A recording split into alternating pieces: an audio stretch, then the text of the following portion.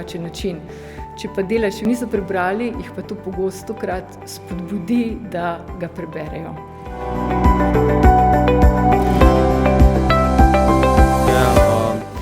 Branje za mlade je zelo pomembno, predvsem zato, da širijo svoj besedni zaklad in perspektivo, pogled na vse, in je tudi fajn, da kakšen tak pisatelj, avtor knjig pride na šolo, da tudi iz njegove perspektive kaj pove, da pol mi lahko in primerjamo mišljenje drugih ljudi z nami.